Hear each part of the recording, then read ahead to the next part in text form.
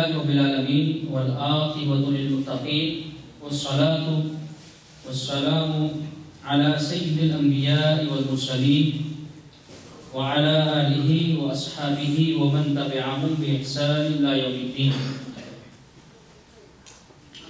اللهم صل على محمد وعلى آل محمد كما صليت على إبراهيم وعلى آل إبراهيم إنك حميد مجيد. اللهم بارك على محمد وعلى آل محمد كما باركت على إبراهيم وعلى آل إبراهيم إنك حميد مجيد. رب اشرح لي صدري ويسر لي أمري واحلل عقدة من لساني يفقهوا قولي. رب زدني علما رب زدني علما رب زدني علما. قال الله تعالى في القرآن المجيد والفرقان الحميد: وما محمد إلا رسول قد خلت من قبله الرسل أفإن مات أو قتل انقلبتم على أعقابكم ومن ينقلب على عقبيه فلن يضر الله شيئا وسيجزي الله الشاكرين. صدق الله العظيم. ہر قسم کی حمد و ثنا، تعریفات، تمجیدات اللہ رب العزت کے لیے خاص ہیں. لاکھوں کروڑوں درود و سلام ہو آقا دو جہان سید الاولین والآخرین جناب محمد رسول اللہ صلی اللہ علیہ وسلم کی ذات گرامی پر. حضرات گرامی، بحیثیت مسلمان ہر ایک مومن کا یہ حق بنتا ہے کہ وہ اللہ رب العزت پر اس طرح کا ایمان لائے کہ جسے اللہ رب العزت گمراہ کرنا چاہے پوری دنیا مل کے اسے ہدایت نہیں دے سکتی ہے، اور اگر جسے اللہ رب العزت ہدایت عنایت فرمانا چاہے تو پوری دنیا اسے مل کے گمراہ نہیں کر سکتی، ہدایت نہیں دے سکتی. اور اللہ رب العزت کے بارے میں یہ عقیدہ رکھنا کہ جتنی بھی مشکلیں اور مصیبتیں اور مسائل ایک انسان پہ آتی ہیں وہ ساری کی ساری مصیبتیں اللہ رب العزت کی طرف سے آتی ہیں، اور اللہ رب العزت اپنے بندوں پہ ظلم بھی نہیں کرتا ہے. اور ایک مسلمان کا یہ بھی عقیدہ ہونا چاہیے کہ محمد رسول اللہ صلی اللہ علیہ وسلم کی ذات گرامی اللہ رب العزت کے آخری رسول اور آخری نبی ہیں، اور آپ کے بعد کوئی اور نبی نہیں آنے والا ہے. آپ کی شریعت اور جو آپ کو قانون دیا گیا اور آپ کی رسالت قیامت کی دیواروں تک رہے گی، اور آپ کی رسالت کے بعد اور آپ کے بعد کوئی اور نبی نہیں آئے گا. ایک مسلمان اس چیز پہ عقیدہ رکھتا ہے اور ایمان رکھتا ہے، پھر جا کے اللہ رب العزت کا وہ مقرب بندہ بن جاتا ہے جس سے اللہ رب العزت محبت کرتے ہیں اور جس سے اللہ رب العزت الفت اور شفقت کرتے ہیں. موضوع کی طرف جانے سے پہلے دیکھیے، اللہ رب العزت نے اس دنیا میں بہت ساری چیزوں کو پیدا کیا ہے، بہت ساری چیزوں کی تخلیق کی ہے، اور ان چیزوں میں سے اللہ رب العزت نے کسی کو چن لیا ہے، یعنی اس کا درجہ دوسری چیزوں سے زیادہ کر رکھا ہے. جیسا کہ قرآن مجید میں اللہ رب العزت فرماتے ہیں: ان عدت الشہور عند اللہ 12 کہ ہمارے ہاں سال کے 12 مہینے ہیں، اور ان 12 مہینوں کی ہم نے تخلیق کی ہے. اس کے علاوہ بھی اللہ رب العزت نے بہت ساری چیزوں کی تخلیق کی ہے. اللہ خالق کل شیء، اللہ رب العزت ہر چیز کو پیدا کرنے والا ہے، ہر چیز کی تخلیق کرنے والا ہے. اللہ رب العزت نے جب بھی کوئی چیز پیدا کی ہے تو اس میں سے کسی ایک چیز کو عظمت عطا کی ہے. جیسا کہ پینے والی چیزوں میں سے اللہ رب العزت نے دودھ کو عظیم ترین قرار دیا ہے، اور زمین میں سے سب سے بہترین زمین حرمین شریفین کو قرار دیا ہے، اور اس دنیا میں جتنی مساجد بنی ہیں ان میں سب سے زیادہ اعلیٰ اور ارفع اور جس میں نماز پڑھنے کا ثواب ذکر ہے وہ سب سے عظیم ترین مسجد حرام ہے، اور اس کے بعد پھر مسجد نبوی ہے۔ اللہ رب العزت اسی طرح بندوں میں سے بھی چنتا ہے۔ اللہ رب العزت نے بہت سارے لوگوں کو پیدا کیا، پھر ان لوگوں میں سے اللہ رب العزت نے چند لوگوں کو چنا جن کو نبی کہا جاتا ہے، جن کو رسول بھی کہا جاتا ہے۔ اگر اللہ رب العزت انہیں رسالت عنایت فرما دے تو پھر وہ اللہ کا رسول ہوتا ہے، اللہ کا پیغام لوگوں تک پہنچاتا ہے۔ اللہ رب العزت پوری مخلوق میں سے، پوری دنیا میں سے ایسے لوگوں کو چنتا ہے جو اللہ رب العزت کا پیغام، اللہ رب العزت کا دیا ہوا پیغام وہ لوگوں تک پہنچاتے ہیں اور لوگوں کو بتاتے ہیں کہ اللہ رب العزت ان سے یہ کچھ چاہتا ہے۔ وہ بتاتے ہیں، وہ رہنمائی کرتے ہیں کہ اگر تم اپنی زندگی کو اس طرح بسر کرو گے تو پھر تم اللہ رب العزت کے قریب ہو جاؤ گے، اللہ رب العزت کے محبوب بن جاؤ گے، اللہ رب العزت تم سے محبت شروع کر دے گا۔ یہی انبیاء بتاتے ہیں۔ پھر انبیاء کو اللہ رب العزت نے اس دنیا میں بھیجا، اور انبیاء کی تعداد 1,44,000، بسا اوقات جو ہے بعض جگہ پہ اس سے بھی زیادہ تعداد ذکر ہے، لیکن ان انبیاء میں سے سب سے آخری نبی اور سب سے پیارے نبی جسے چنا اور جس کی شریعت کو اور جن کی رسالت کو قیامت تک لاگو رکھا وہ محمد رسول اللہ صلی اللہ علیہ وسلم کی ذات گرامی۔ آپ نے محمد رسول اللہ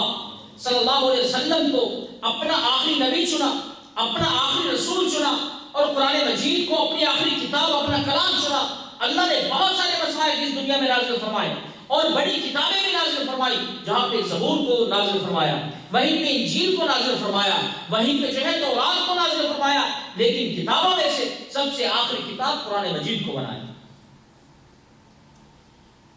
اسی طرح اللہ رب العزت مہینوں میں سے بعض مہینوں کو چنتا ہے، اللہ اکبر کبیرہ، اور 12 مہینوں میں سے 4 کو محترم قرار دیتا ہے، 4 کو معزز قرار دیتا ہے، اور پھر ان مہینوں کے علاوہ اللہ رب العزت نے ایک رمضان کا مہینہ رکھا ہے، اس کو پھر دوسرے مہینوں میں فضیلت ہے، اور پھر رمضان میں ایک ایسی رات رکھی ہے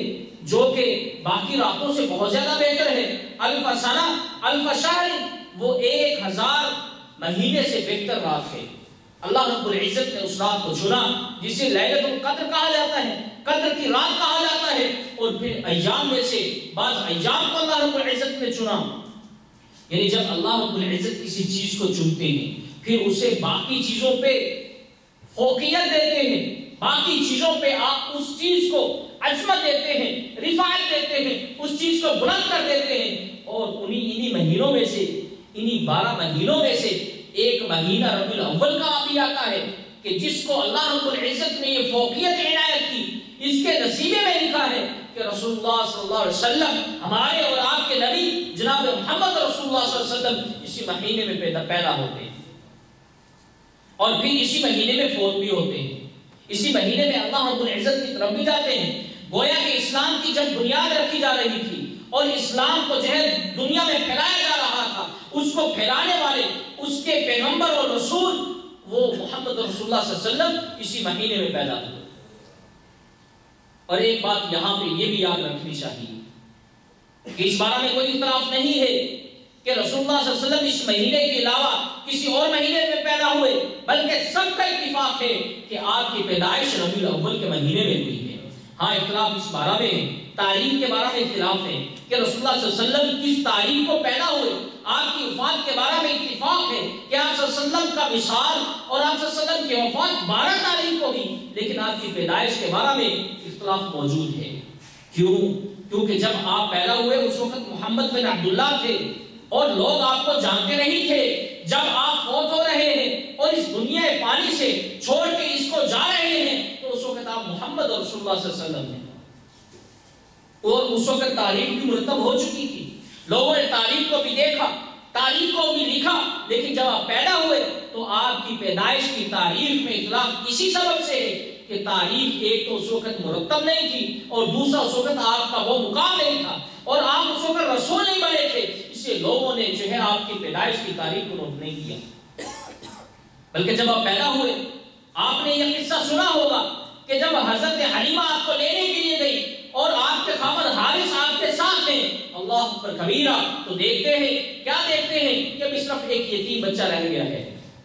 باقی سب کو روک کر لیا گیا ہے، سب کو لے کے عورتیں چلی گئی ہیں، اب ہم کیا کریں؟ حضرت حارث فرمانے لگے یہ بچہ یتیم ہے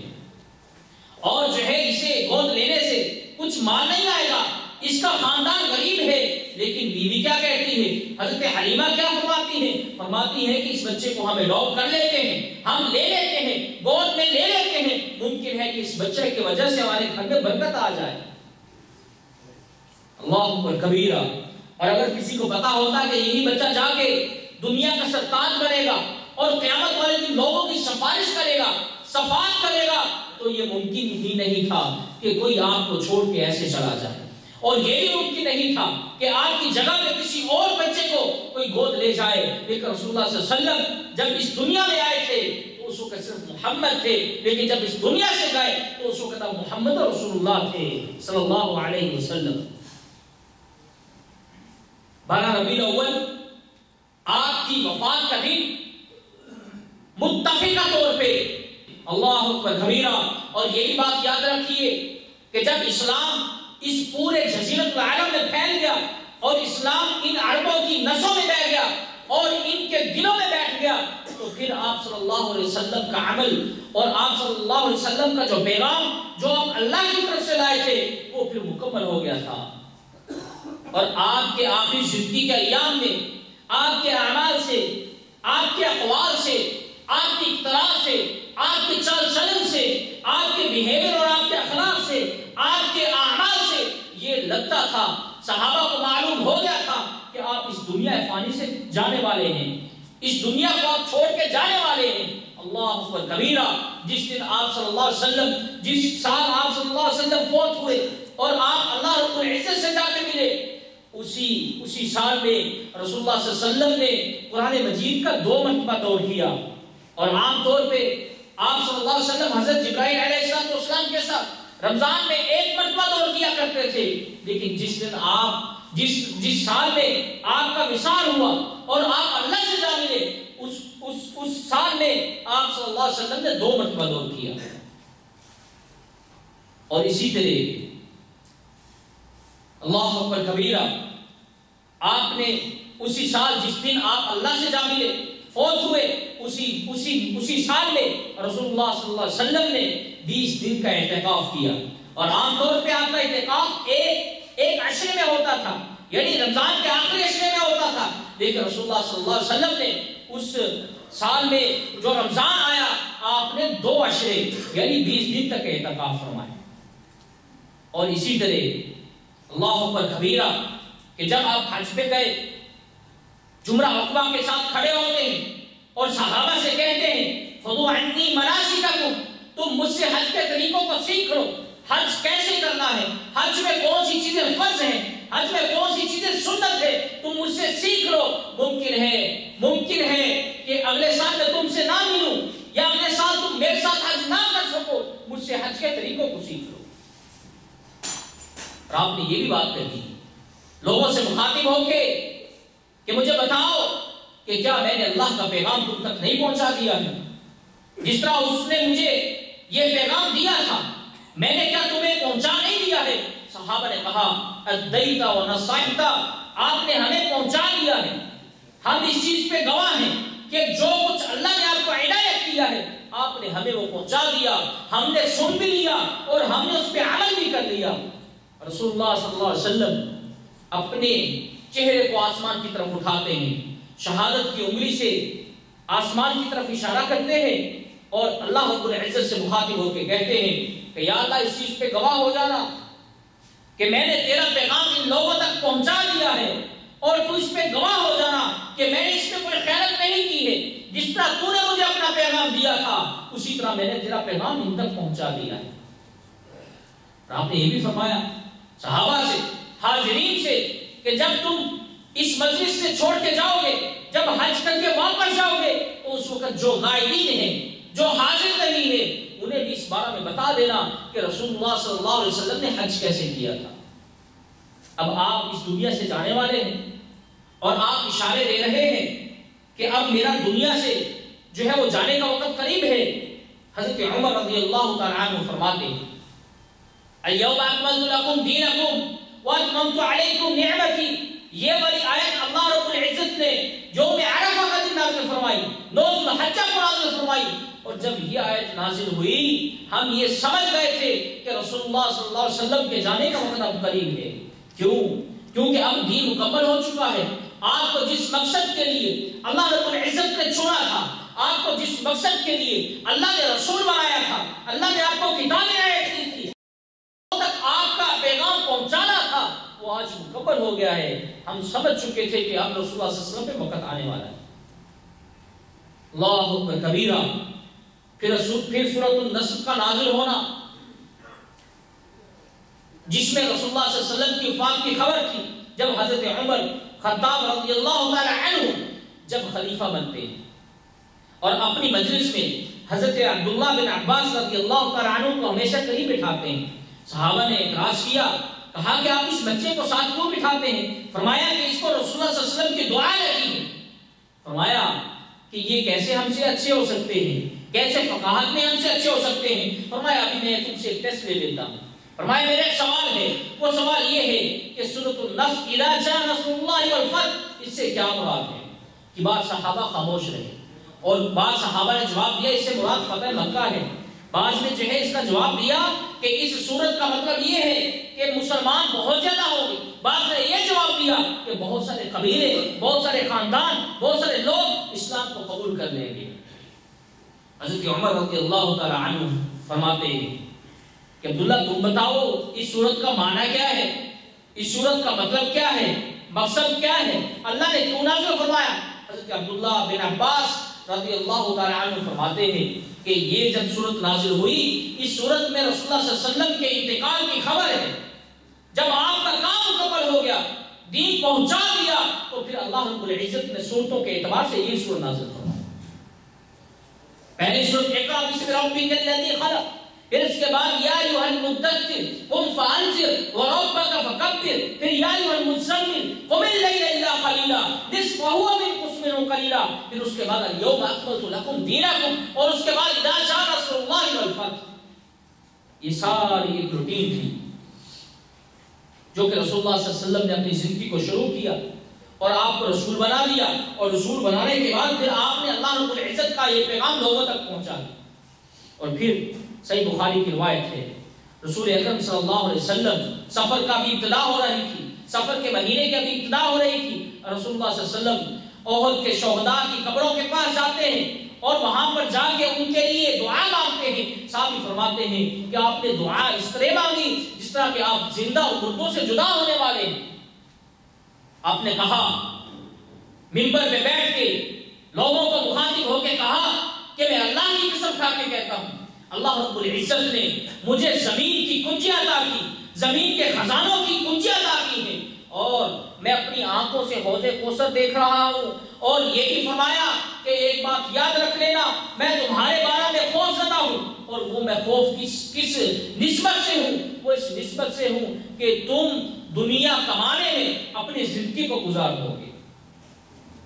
مجھے یہ ڈر اور خدشہ اور خوف نہیں ہے کہ تم شرک میں پڑ جاؤ گے، شرک کرنا شروع ہو جاؤ گے، اللہ رب العزت کے ساتھ کسی کو شریک ٹھہرا دو گے۔ نہیں، مجھے یہ خوف نہیں ہے، ہاں مجھے خدشہ یہ ہے کہ تم ساری کی ساری اپنی زندگی دنیا کو کمانوں میں لگاؤ گے، دنیا کو حاصل کرنے میں لگاؤ گے، لیکن اللہ رب العزت کی عبادت اور اللہ رب العزت کے قریب نہیں آؤ گے۔ سبحان اللہ۔ اور پھر صحیح بخاری کی روایت ہے، رسول اکرم صلی اللہ علیہ وسلم آدھی رات کو جنت البقیع جاتے ہیں اور وہاں پر جا کے لوگوں کے لیے، صحابہ کے لیے جو وہاں پہ مدفون ہیں ان کے لیے دعا فرماتے ہیں، اور فرمایا کہ قبر والو، تم اس دور سے جب تم اس قبر میں ہو تم بہتر حالت میں ہو، لیکن اب جو دور آنے والا ہے وہ فتنوں والا ہے،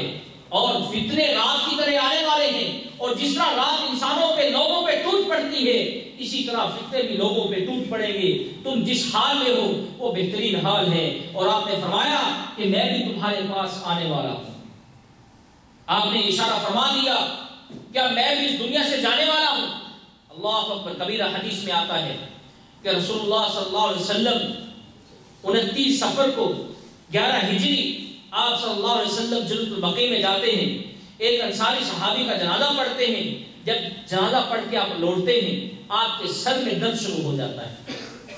آپ ایک کپڑا منگواتے ہیں اور کپڑے کو ایسے سر پہ باندھ دیتے ہیں، اور جب جنازہ پڑھ کے واپس آ رہے ہیں آپ کے سر میں شدت ہے، آپ کے سر میں درد کی شدت ہے، اور آپ جو ہے درد آپ کے چہرے سے محسوس ہو رہا ہے۔ حضرت ابو سعید خدری رضی اللہ تعالیٰ عنہ فرماتے ہیں کہ میں نے رسول اللہ صلی اللہ علیہ وسلم کے ماتھے پہ ہاتھ رکھا اور ماتھے کے اوپر آپ کی جو پٹی بندھی ہوئی تھی، مجھے ماتھے کے اوپر جو پٹی بندھی ہوئی تھی وہ بھی گرم محسوس ہو رہی تھی۔ آپ صلی اللہ علیہ وسلم کی بیماری اسی میں شروع ہو جاتی ہے، اور آپ نے یاد رکھیے میرے بھائیوں سر میں انتہائی شدید درد ہے، رکوع کرتے ہیں تو سر میں درد ہوتا ہے، سجدہ نہیں ہو پاتا ہے، لیکن آپ صلی اللہ علیہ وسلم نے اس حالت میں بھی مسجد میں جا کے صحابہ کی 11 دن تک امامت کروائی ہے۔ 13 یا 14 دن آپ کی بیماری کے بنتے ہیں، لیکن آپ نے 11 دن مسلسل اور مستقل جا کے مسجد میں صحابہ کرام کی امامت کروائی ہے، انہیں نماز پڑھائی ہے۔ لیکن آج دیکھتے ہیں ہم اپنے بھائیوں کو ذرا سی کوئی تکلیف ہوتی ہے مسجد کا رخ نہیں کرتے ہیں، بلکہ میں نے تو بہت بڑی بات کر دی ہے، اگر کچھ تکلیف ہو تو بھائی نماز کو چھوڑ دیتے ہیں، نماز سے بالکل دور۔ لیکن رسول اللہ صلی اللہ علیہ وسلم کا عمل دیکھیے، آپ تکلیف میں ہیں لیکن تکلیف کے باوجود بھی آپ نے نماز نہ چھوڑی بلکہ صحابہ کی امامت بھی کروائی ہے، اور اسی بیماری میں ایام گزرتے جاتے ہیں۔ آپ صلی اللہ علیہ وسلم امہات المومنین کے پاس جب ہوتے ہیں تو پھر ان سے سوال کرتے ہیں کہ بتاؤ حضرت عائشہ رضی اللہ تعالیٰ عنہ کی کب باری آئے گی، کب باری آئے گی؟ آپ کا بار بار پوچھنا امہات المومنین اور ازواج النبی صلی اللہ علیہ وسلم نے یہ محسوس کیا کہ آپ حضرت عائشہ رضی اللہ تعالیٰ عنہ کے حجرے میں جانا چاہتے ہیں، تو تمام نے اجازت دے دی، اور اب آپ حضرت عائشہ رضی اللہ تعالیٰ عنہ کے حجرے میں جانا چاہ رہے ہیں۔ یہ آپ کی وفات سے 1 ہفتے پہلے کی بات ہے۔ حضرت فضل بن عباس رضی اللہ تعالیٰ عنہ اور حضرت علی رضی اللہ تعالیٰ عنہ دونوں صحابی رسول اللہ صلی اللہ علیہ وسلم کو پکڑتے ہیں۔ آپ جو ہے ایک ہاتھ حضرت ابن عباس پہ رکھتے ہیں اور دوسرا ہاتھ ابن ابی طالب پہ رکھتے ہیں، اور آپ کے پاؤں گھسیٹتے جا رہے ہیں۔ آپ صلی اللہ علیہ وسلم حضرت عائشہ کے حجرے میں منتقل ہو جاتے ہیں۔ اللہ اکبر کبیرہ۔ اور حضرت عائشہ رضی اللہ تعالی عنہا آپ پر معوذتین پڑھتی ہیں اور آپ پہ دم کرتی ہیں، اور آپ کا اپنا ہاتھ رسول اللہ صلی اللہ علیہ وسلم کا اپنا ہاتھ آپ کے اپنے جسم پہ پھیرتے ہیں کہ آپ کی برکت کی وجہ سے آپ کو شفا ہو جائے۔ رسول اللہ صلی اللہ علیہ وسلم آپ اپنی آخری سانس تک حضرت عائشہ رضی اللہ تعالی عنہا کے حجرے میں تشریف فرما ہوتے ہیں۔ اللہ اکبر کبیرہ۔ اور آپ کی وفات سے 1 ہفتہ پہلے دین بدھ کا ہے، رسول اللہ صلی اللہ علیہ وسلم کو محسوس ہوا کہ اب بیماری اور بڑھتی جا رہی ہے۔ آپ نے فرمایا کہ میں صحابہ سے کچھ کہنا چاہتا ہوں، اور فرمایا کہ مدینہ کے 7 کنووں سے پانی لے کے آؤ۔ چنانچہ صحابہ نے 7 کنووں سے 7 مشکیزیں بھرے اور فرمایا کہ یہ مشکیزیں مجھ پہ ڈال دو۔ صحابہ نے رسول اللہ صلی اللہ علیہ وسلم کے حکم کی تعمیل کی، آپ کو ایک بڑے ٹب میں بٹھایا اور آپ نے 7 کنووں سے لائے ہوئے پانی کو ڈالا، اور جب آپ نے فاقہ محسوس کیا اور آپ کو جو ہے وہ کچھ بیماری سے جو ہے وہ کچھ آپ صحت یاب ہوئے، آپ صلی اللہ علیہ وسلم کھڑے ہوئے اور مسجد میں تشریف لائے۔ زور سے پہلے کا وقت ہے، آپ صلی اللہ علیہ وسلم منبر پہ تشریف فرما ہے۔ صحابہ سے مخاطب ہو کے کہا کہ میں تمہیں کچھ نصیحتیں کرنا چاہتا ہوں، اور سب سے پہلی آپ نے نصیحت کیا کی ہے؟ یہ نصیحت صحیح بخاری میں موجود ہے۔ آپ نے فرمایا کہ یہود و نصارہ پہ اللہ رب العزت کی لعنت ہو، اللہ ان کو ذلیل کرے، اللہ انہیں خوار کرے کہ جب ان کے انبیاء فوت ہوئے، اس دنیا سے چلے گئے، تو ان لوگوں نے اپنے انبیاء کی قبروں کو سجدہ گاہ بنا لیا، اپنے سر کو جا کے وہاں پہ جھکایا، اور انہی کی قبروں کو اللہ اکبر کبیرہ عیدگاہ بنا لیا۔ اور آپ نے یہ بھی بات فرمائی کہ جب میں اس دنیا سے جاؤں میری قبر کو سجدہ گاہ نہ بنانا، میری قبر کے سامنے سجدہ نہ کرنا اور میری قبر کو عیدگاہ نہ بنانا۔ واللہ میں نے تو اپنی آنکھوں سے، ان گنہگار آنکھوں سے دیکھا ہے، آپ نے بھی دیکھا ہوگا کہ روضۃ الرسول صلی اللہ علیہ وسلم کے سامنے لوگ ہاتھ باندھ کے کھڑے ہوتے ہیں، رکوع بھی کرتے ہیں، سجدہ بھی کرتے ہیں، اور آپ کی یہ وصیت ہے اور آپ کی یہ نصیحت ہے کہ جب آپ اس دنیا سے جانے سے صرف 5 دن پہلے آپ لوگوں سے کہتے ہیں کہ اللہ یہود و نصارہ پہ لعنت کرے کیونکہ انہوں نے اپنے انبیاء کی قبروں کو سجدہ گاہ بنا لیا، لیکن میری قبر کو سجدہ گاہ نہ بنانا۔ اور آپ نے فرمایا کہ اگر کسی نے مجھ سے کچھ قصاص لینا ہے تو وہ لے سکتا ہے، اور اگر میں نے کسی کی بے آبروئی کی ہے،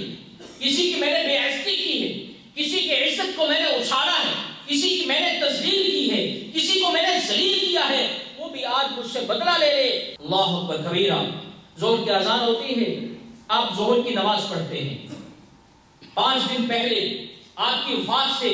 ظہر کی نماز پڑھتے ہیں، ظہر کی نماز پڑھنے کے بعد دوبارہ منبر پہ تشریف لاتے ہیں اور کہتے ہیں کہ کسی نے مجھ سے قصاص لینا ہے تو لے سکتا ہے۔ ایک شخص کھڑا ہوا، کہا تھا کہ رسول آپ نے میرے 3 دینار دینے ہیں، 3 دینار مجھے دیجئے۔ رسول اللہ صلی اللہ علیہ وسلم نے حضرت فضل بن عباس رضی اللہ تعالیٰ عنہ کو حکم دیا کہ اس کا قرض اتار دیا جائے۔ پھر آپ نے کہا لوگوں سے مخاطب ہو کے کہ یہ انصار لوگ، یہ میرا دل اور میرا جگر ہے، یہ میرے جگر کے ٹکڑے ہیں، ان کا تم خیال رکھنا۔ اور آپ نے فرمایا کہ یہ انصار دل کے بہت سچے اور اچھے لوگ ہیں، ان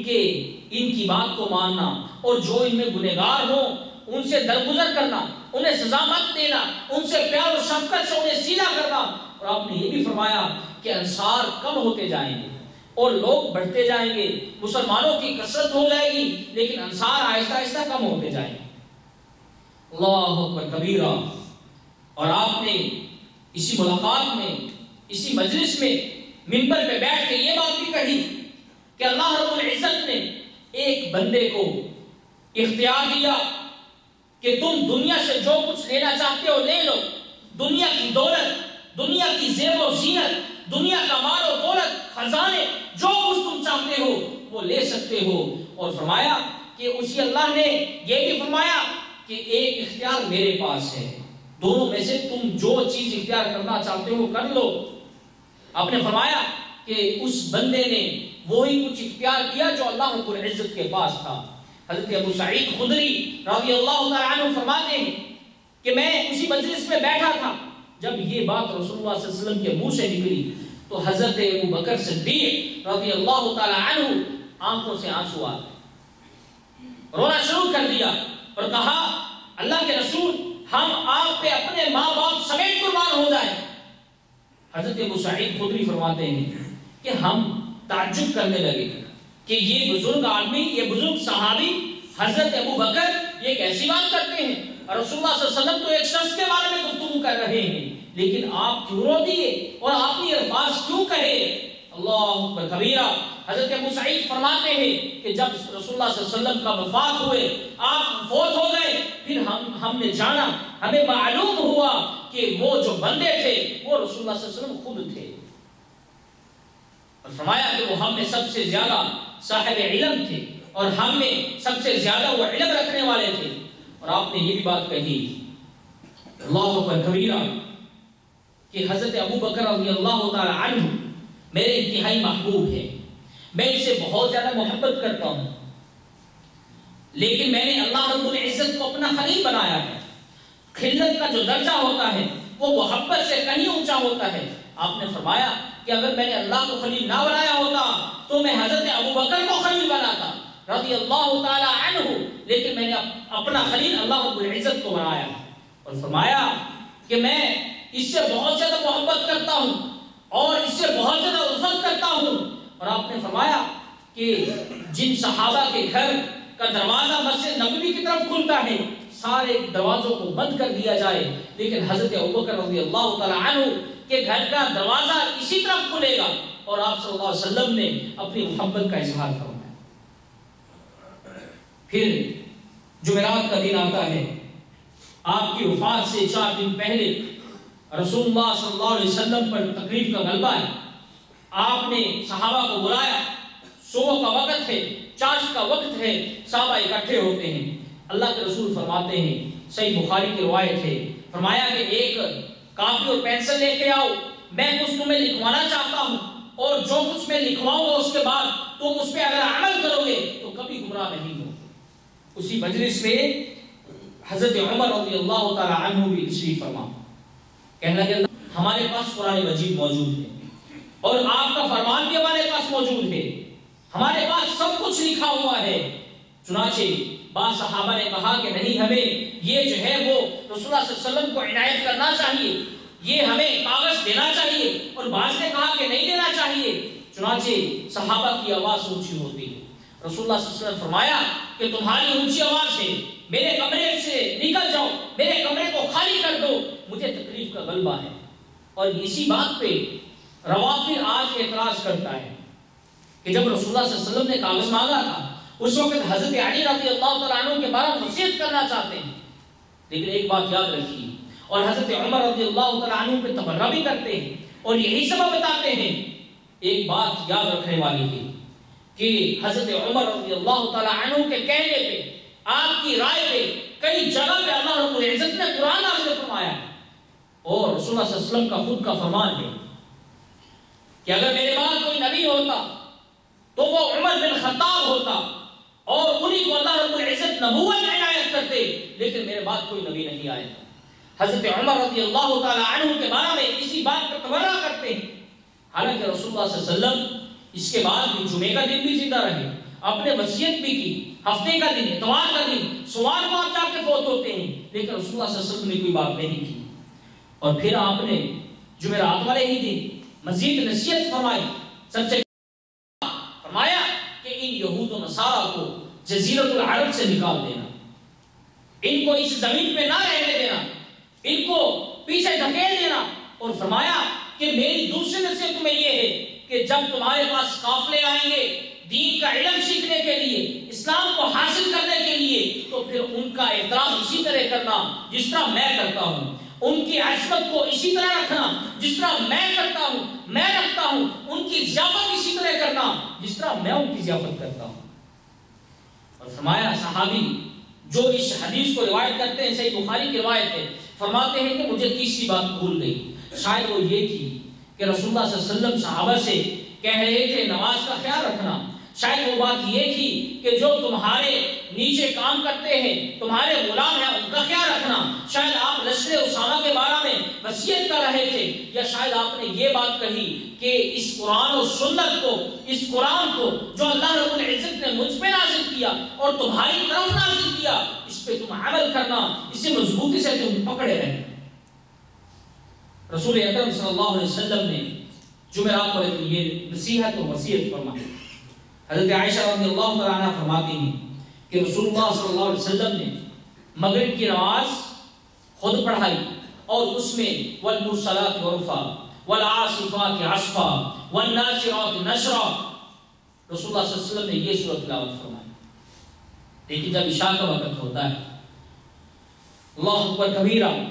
بیماری کا غلبہ اور ہو جاتا ہے، آپ پہ بیماری کی وجہ سے، سر میں درد کی وجہ سے غشی طاری ہو جاتی ہے، آپ بے ہوش ہو جاتے ہیں، ہوش آتا ہے،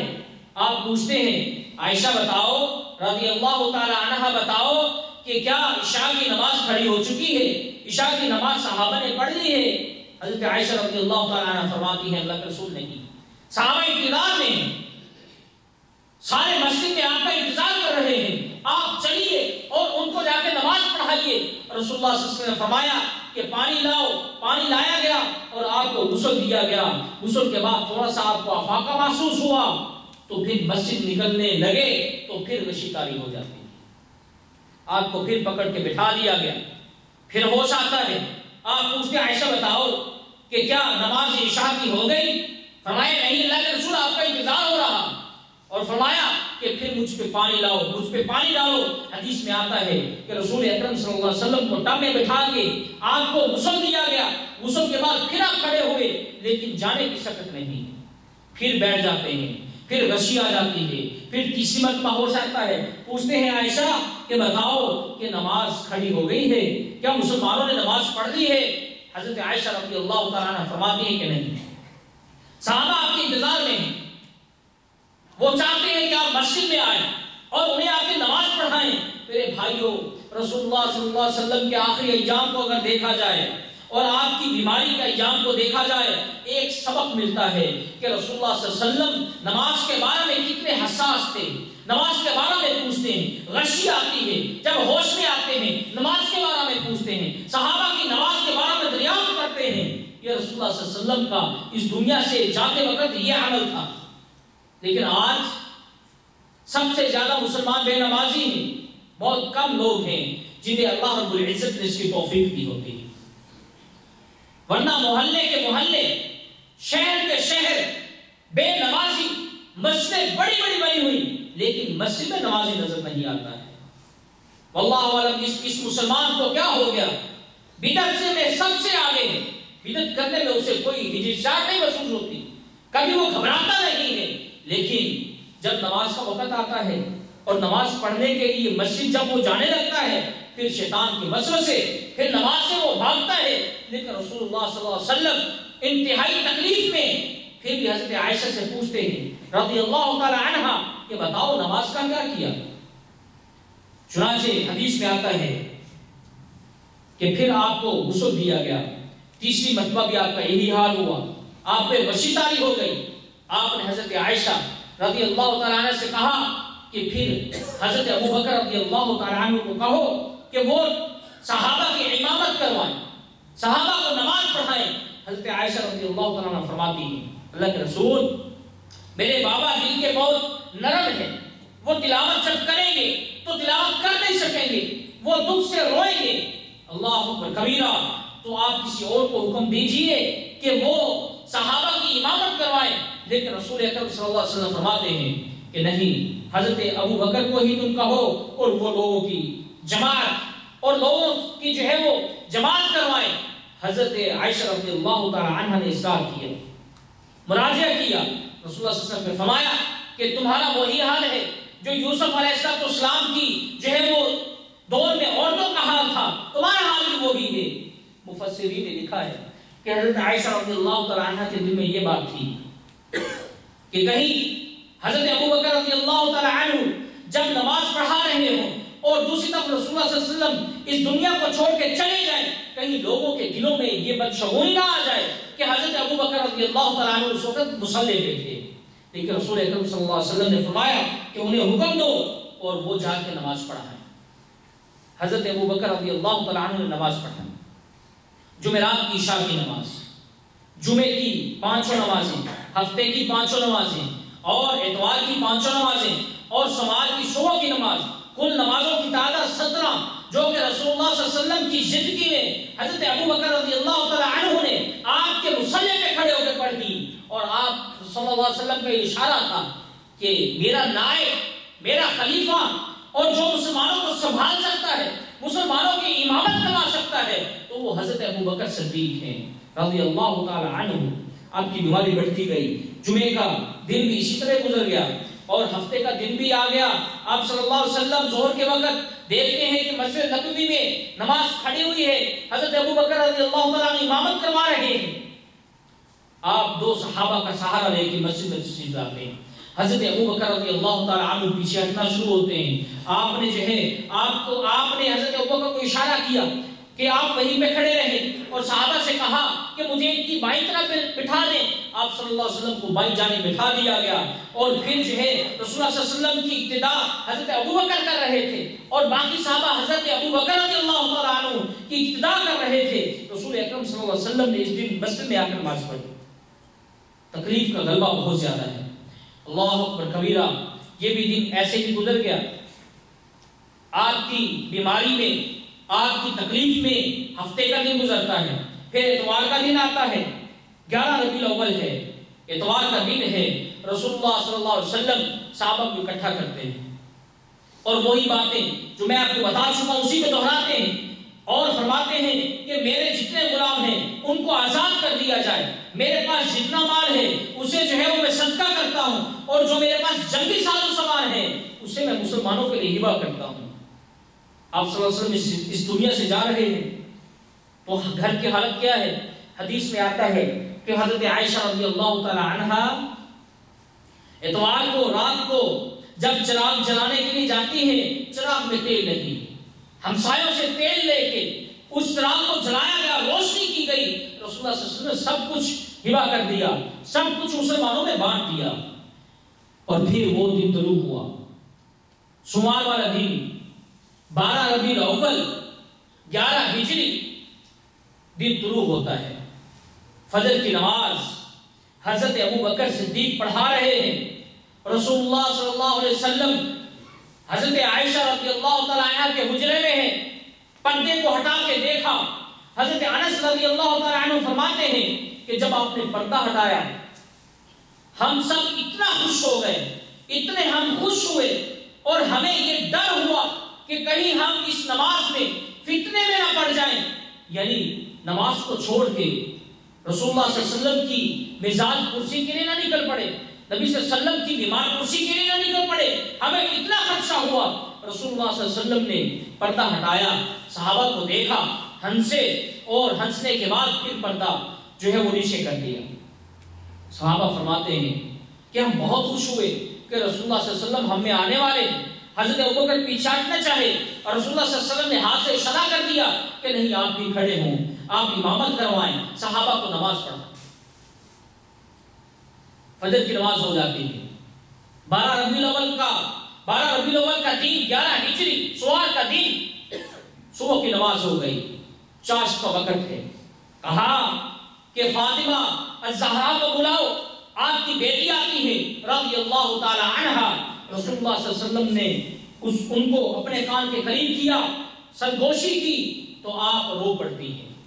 اور پھر رسول اللہ صلی اللہ علیہ وسلم نے سرگوشی کی، آپ ہنس پڑتی ہیں۔ حضرت عائشہ رضی اللہ تعالیٰ عنہ فرماتی ہیں، صحیح بخاری کی روایت ہے کہ ہم نے بعد میں حضرت فاطمہ سے پوچھا کہ رسول اللہ صلی اللہ علیہ وسلم نے کیا سرگوشی کی تھی؟ تو آپ رو پڑی تھی، اور کیا سرگوشی کی تھی؟ پھر آپ ہنس پڑی تھی۔ حضرت فاطمہ رضی اللہ تعالیٰ عنہ فرماتی ہیں کہ میں اس وقت روئی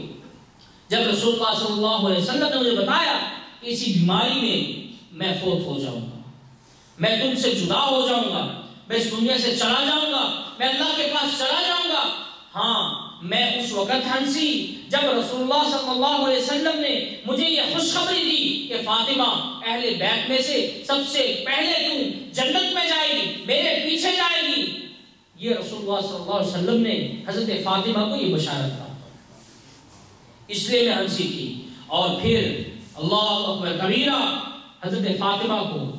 اپنے بابا کا، اپنے والد گرامی کا دکھ دیکھا نہیں جاتا ہے، کیا کہتی ہیں؟ وَقَرَبَ أَبَاهُ، ہے میرے ابا کا درد، ہے میرے ابا کی بیماری کی سختی۔ اللہ اکبر کبیرہ،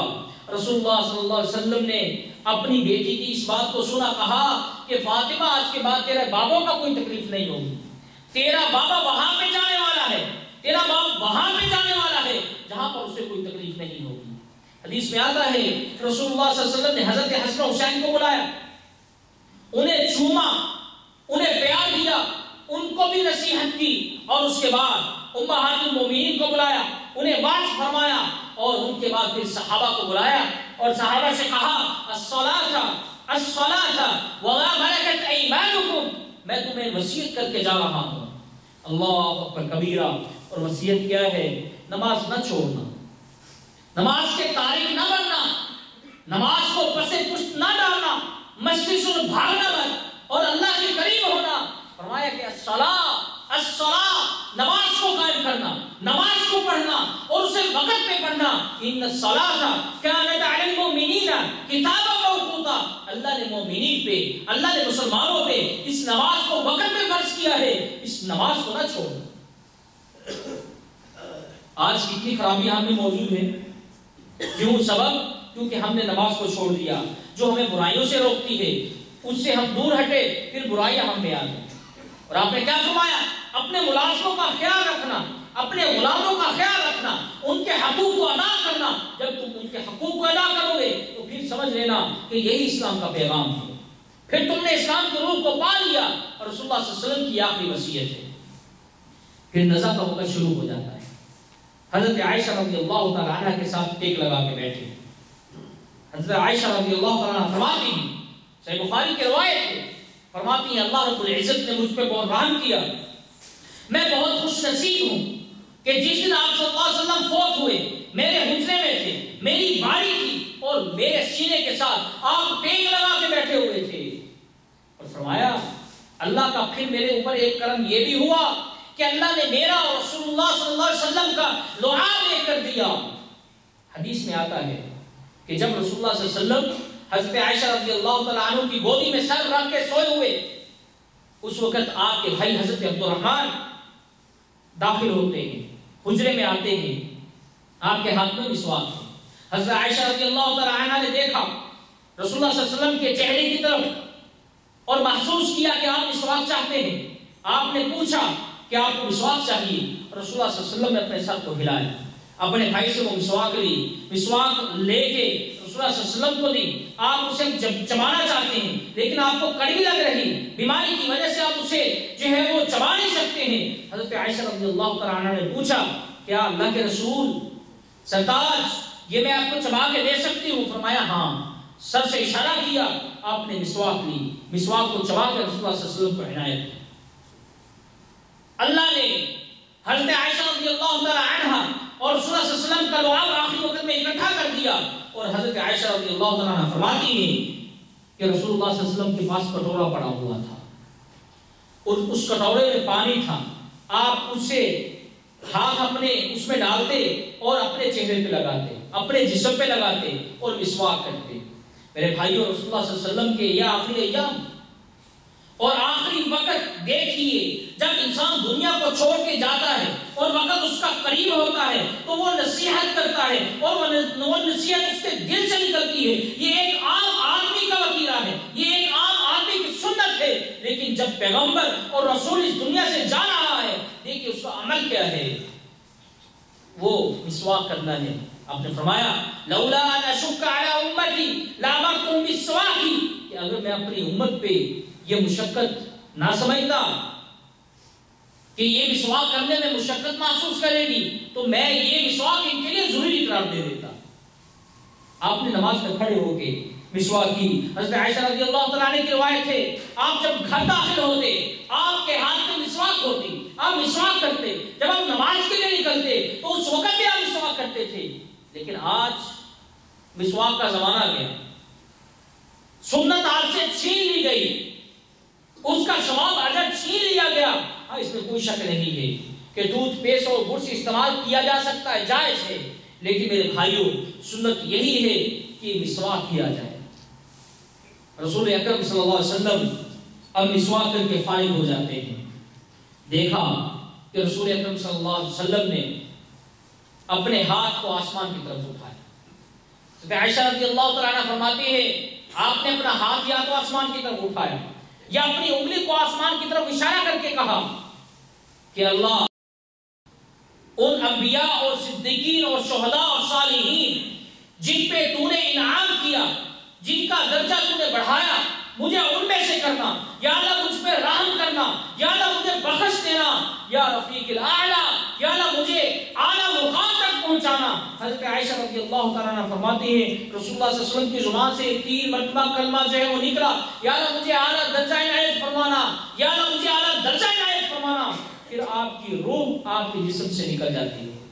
انا للہ و انا الیہ راجعون. مدینے پہ غم کا پہاڑ ٹوٹ پڑتا ہے، صحابہ کی چیخیں نکل جاتی ہیں. حالات یہاں تک پیدا ہو گئے، حضرت عمر کھڑے ہو جاتے ہیں، ہاتھ میں تلوار لیے ہوئے، اپنے نیام سے نکالے ہوئے، تلوار کو سونتا ہوا کہا کہ جو شخص کہے گا کہ رسول اللہ صلی اللہ علیہ وسلم فوت ہو گئے ہیں، اس دنیا کو چھوڑ کے چلے گئے ہیں، ہم سے جدا ہو گئے ہیں، میں اس کا سر اس کے تن سے جدا کر دوں گا. حالات یہ پیدا ہو گئے. فرمایا حضرت عمر رضی اللہ تعالیٰ عنہ نے کہ یہ لوگ منافق ہیں جو یہ کہتے ہیں کہ رسول اللہ صلی اللہ علیہ وسلم فوت ہو گئے. ہاں یہ لوگ اسی طرح کہتے ہیں جس طرح حضرت موسیٰ علیہ السلام کی قوم نے کہا تھا. موسیٰ بن عمران علیہ السلام جب پہاڑ طور پہ گئے تھے، تورات لینے کے لیے گئے تھے، ان کی قوم نے یہی کہا تھا کہ حضرت موسیٰ علیہ السلام فوت ہو چکے، ان کا انتقال ہو چکا، لیکن آپ 40 دن کے بعد واپس لوٹے، ہمارے نبی بھی آخر اٹھ کے بیٹھ جائیں۔ کہا کہ مجھے کوئی خبر آ کے نہ دے کہ رسول اللہ صلی اللہ علیہ وسلم اس دنیا کو چھوڑ کر چلے گئے، ہمیں یتیم کر دیا ہے، ہمیں بے سہارا چھوڑ دیا ہے، کوئی مجھے آگے یہ خبر نہ دے، جو دے گا میں اسے مار دوں گا۔ حضرت انس رضی اللہ تعالیٰ عنہ فرماتے ہیں کہ میں حضرت ابو بکر رضی اللہ تعالیٰ عنہ کے پاس گیا اور جا کر کہا کہ ماجرا یہاں تک ہے، اور حضرت عمر رضی اللہ تعالیٰ عنہ اپنی تلوار کو لیے ہوئے ہیں، حضرت ابو بکر صدیق رضی اللہ تعالیٰ عنہ اپنے گھر سے نکلتے ہیں، اللہ اکبر کبیرہ، حضرت عائشہ رضی اللہ تعالیٰ عنہ کے حجرے میں جاتے ہیں، آپ کا جسد مبارک کے اوپر یمنی چادر ہے، آپ چہرے سے ہٹاتے ہیں، رسول اللہ صلی اللہ علیہ وسلم کے چہروں کو چومتے ہیں اور کہتے ہیں اِنَّكَ مَيِّتٌ وَإِنَّهُمْ مَيِّتُونَ، آپ فوت ہو چکے ہیں، ہم بھی فوت ہونے والے ہیں، اور کہا کہ میرے ماں باپ آپ پہ قربان ہو جائے اللہ کے رسول۔ چوم کے آپ باہر نکلے، صحابہ سے کہا کہ میری بات کو غور سے اور میری بات کو توجہ سے سنو، اور حضرت عمر رضی اللہ تعالیٰ عنہ سے کہا بیٹھ جائیے۔ حضرت عمر بیٹھ نہیں رہے، غصے میں ہیں، پریشان ہیں، ششدر ہیں کہ یہ کیا ہو گیا ہے۔ حضرت ابو بکر رضی اللہ تعالیٰ عنہ نے دوبارہ کہا کہ میں نہیں بیٹھتا ہوں، بیٹھنے سے انکار کر دیا۔ حضرت ابو بکر رضی اللہ تعالیٰ عنہ نے لوگوں سے مخاطب ہو کے کہا اللہ اکبر کبیرہ، ہم تو ثنا کی، اللہ کی تعریف اور کبریا بیان کی، اور فرمایا من کان منکم یعبد محمدا، جو تم میں سے محمد صلی اللہ علیہ وسلم کی عبادت کرتا ہے یا کرتا تھا تو یاد رکھ لے فقد محمد مات، تو محمد رسول اللہ وہ آج فوت ہو چکے ہیں۔ ومن کان منکم یعبد اللہ، اور جو تم میں سے اللہ کی عبادت کرتا ہے تو وہ بھی بات سن لے اپنے کان کو کھول کے، فإن اللہ حی ولا یموت، وہ اللہ فوت نہیں ہوا ہے، وہ زندہ ہے۔ اور یہ تلاوت کی سورۃ آل عمران 144 نمبر آیت کی، وما محمد الا رسول، کہ محمد اور کچھ نہیں مگر اللہ کے رسول ہے صلی اللہ علیہ وسلم۔ وما محمد الا رسول قد خلت من قبلہ الرسل، ان سے پہلے بھی کئی رسول آ چکے اور اس دنیا سے جا چکے، قد خلت من قبلہ الرسل افإن مات او قتل انقلبتم علی اعقابکم، اگر ان انبیاء کو قتل کر دیا جائے یا یہ فوت ہو جائیں تو پھر کیا تم اپنی ایڑیوں کے بل پھر جاؤ گے، اسلام سے منہ موڑ لو گے؟ وَمَن يَنْقَلِبْ عَلَىٰ عَقِبَيْهِ، جو اپنی ایڑیوں کے بل پھر گیا، اسلام سے منہ موڑ لیا، مرتد ہو گیا، تو یاد رکھو فَلَن يَضُرُّ اللَّهَ شَيْئًا، وہ اللہ کو کوئی نقصان نہیں دے سکتا ہے۔ وَسَيَجْزِيَ اللَّهُ الشَّاكِرِينَ، اور شکر کرنے والوں کو اللہ جزا دے گا۔ حضرت عمر رضی اللہ تعالیٰ عنہ فرماتے ہیں کہ جب میں یہ آیت میں نے سنی میرے پاؤں تلے زمین نکل گئی، اور جب یہ حضرت ابو بکر رضی اللہ تعالیٰ عنہ یہ آیت پڑھ رہے تھے مجھے ایسے محسوس ہو رہا تھا کہ ابھی یہ آیت کا نزول ہو رہا ہے، یہ آیت ابھی ہم پہ اتری ہے، اللہ اکبر کبیرہ۔ چنانچہ رسول اللہ صلی اللہ علیہ وسلم کو پھر جو ہے غسل دیا گیا، اور آپ کو غسل دینے والے حضرت عباس رضی اللہ تعالیٰ عنہ اور آپ کے دو بیٹے حضرت قاسم اور حضرت فضل رضی اللہ تعالیٰ عنہ، حضرت علی رضی اللہ تعالیٰ عنہ آپ کا جسم پر رہے تھے، اور آپ کے جسم پہ کپڑا موجود تھا جس وقت آپ کو غسل دیا گیا، اور پانی ڈالنے والے آپ کے دو آزاد کردہ غلام حضرت شقران اور حضرت اسامہ تھے جنہوں نے آپ کو مل کے اللہ کو کبیرہ غسل دیا۔ حضرت اوس آپ کو ٹیک لگائے ہوئے آپ کو غسل دیا گیا۔ غسل دینے کے بعد پھر دفنانے کا معاملہ آیا کہ رسول اللہ صلی اللہ علیہ وسلم کو دفنایا کہاں جائے۔ حضرت ابو بکر رضی اللہ تعالیٰ عنہ نے صحابہ سے مخاطب ہو کے کہا کہ میں نے ایک بات رسول اللہ صلی اللہ علیہ وسلم سے سنی ہے جس کو میں کبھی آج تک نہیں بھولا ہوں، کبھی نہیں میں بھولا ہوں۔ فرمایا کہ وہ بات یہ تھی کہ آپ نے فرمایا تھا کہ جب کوئی رسول اور نبی جس جگہ پہ فوت ہوتا ہے اس کی قبر وہیں پہ ہوتی ہے۔ صحیح بخاری کی روایت۔ حضرت ابو طلحہ رضی اللہ تعالیٰ عنہ رسول اللہ صلی اللہ علیہ وسلم کی چارپائی کو ہٹاتے ہیں، نیچے بغلی قبر بناتے ہیں، لاحق والی قبر بناتے ہیں، اور اس کے بعد پھر اللہ اکبر کبیرہ رسول اللہ صلی اللہ علیہ وسلم کو وہیں پہ دفنا دیا جاتا ہے۔ اب جنازے کا معاملہ آیا تو حضرت ابو بکر رضی اللہ تعالی عنہ نے فرمایا صحابہ سے کہ سب سے پہلے بنو ہاشم کے لوگ 10 کی جماعت جائیں گے، حجرے میں جا کے جو ہے وہ رسول اللہ صلی اللہ علیہ وسلم کے لیے دعا کریں گے، اور پھر ان کے بعد جو ہے باری مہاجرین کی آئی گی، پھر انصار کی، انصاریوں نے پھر جا کے جو ہے وہ جنازہ پڑھا، اور ان کے بعد پھر عام مردوں نے، پھر آخر میں سب سے نساء عورتوں نے جا کے نماز پڑھی۔ اور حضرت عائشہ رضی اللہ تعالیٰ عنہ فرماتی ہیں، صحیح بخاری کی روایت ہے کہ پھر بدھ کی رات آئی، رات کا جو ہے وہ رات شروع ہو چکی تھی، اور اس وقت ہم نے پھوڑوں کی اور جو ہے اوزاروں کی آوازوں کو سنا، پھر رسول اللہ صلی اللہ علیہ وسلم کو قبر میں دفنا دیا۔ اور اس دن تاریخ کیا تھی؟ جس دن آپ اس دنیا سے چلے گئے 12 ربیع الاول تھی، لیکن آج کا مسلمان 12 ربیع الاول کیسے مناتا ہے؟ میں نے شروع میں بتایا ہے، اختلاف اس بارے میں ہے کہ آپ کس تاریخ کو پیدا ہوئے، لیکن آپ کی فوت کی اور آپ کی انتقال کی تاریخ میں کوئی اختلاف موجود نہیں ہے۔ 12 کو ہی سوموار کا دن 11 ہجری کو آپ صلی اللہ علیہ وسلم اللہ کے ہاں جاتے ہیں، اس دنیا سے چلے جاتے ہیں، لیکن آج کا مسلمان اس دن کو کیا کرتا ہے؟ رسول اللہ صلی اللہ علیہ وسلم اس دنیا سے جا رہے ہیں اور کہتے جا رہے ہیں بدعت نہ کرنا، بدعت نہ کرنا، اور یہ بھی کہتے جا رہے کہ ایسا عمل نہ کرنا جس پہ ہماری مہر نہ ہو، من عمل عملا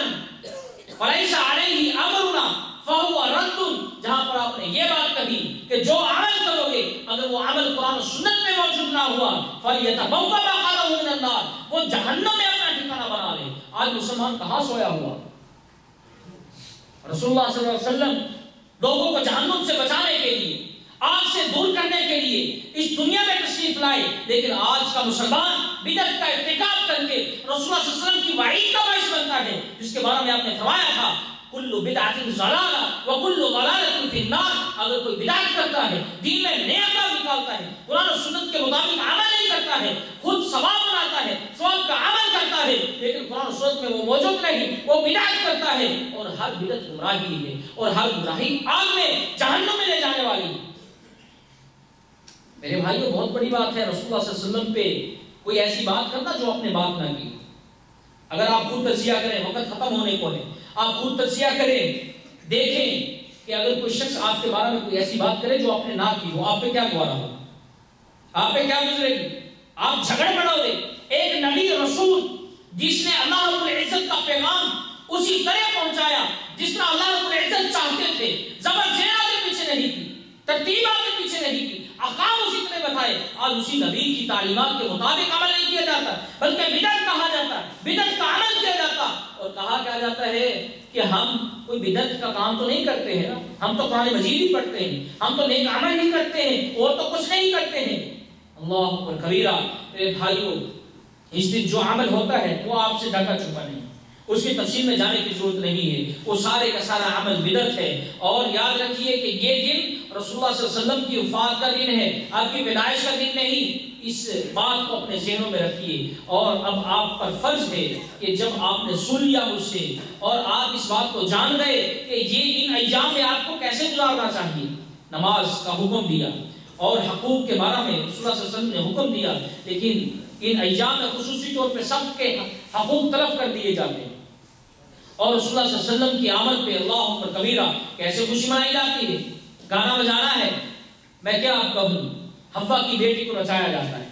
اس کا آنچل چھینا جاتا ہے۔ اللہ اکبر کبیرہ۔ رسول اللہ صلی اللہ علیہ وسلم ایسا دین لے کے نہیں آئے، یہ عفت کا دین ہے، یہ جو ہے وہ عصمت کا دین ہے۔ فرمایا رسول اللہ صلی اللہ علیہ وسلم نے، مجھے اللہ نے دنیا میں اس لیے بھیجا ہے کہ میں ساز کے سارے سامان کو توڑ دوں، لیکن آج اسی نبی کی خوشی میں کیا عمل کیا جاتا ہے، اسی کو کیا جاتا ہے جس سے رسول اللہ صلی اللہ علیہ وسلم نے منع فرمایا۔ اس میں دیکھیں شراب بکتی ہے، موت بکتی ہے، موت پی جاتی ہے، کیوں پیتے ہو؟ جی آج ہمارے رسول کا، ہمارے نبی کا آج دن ہے جتنا پیدا ہوئے، اور میرے بھائی تحقیق کر یہ دن ہی نہیں۔ اور دوسری بات یہ ہے کہ شراب کو اللہ نے حرام قرار دیا، گانے بجانے کو اللہ نے حرام قرار دے دیا، لیکن تم آج ان طریقوں سے خوشی مناتے ہو جن طریقوں کو اللہ اور اس کے رسول نے حرام قرار دیا ہے۔ اللہ اکبر کبیرہ۔ میں اللہ رب العزت سے دعا کرتا ہوں کہ اللہ رب العزت ہم سب کو ہدایت عطا فرمائے، ہمیں بدعت سے کوسوں دور فرمائے اور شرک سے بھی ہمیں بچائے، اور ہمارے دلوں کو بدعت سے اور جو ہے ان جیسی خرافات سے دور فرمائے اور ہمیں بچائے رکھے، کیونکہ یہ جہنم کے جانے کا سبب ہے۔ ہم اللہ رب العزت سے جہنم سے پناہ مانگتے ہیں۔ سبحان ربک رب العزت عما یصفون وسلام علی المرسلین والحمد للہ رب العالمین۔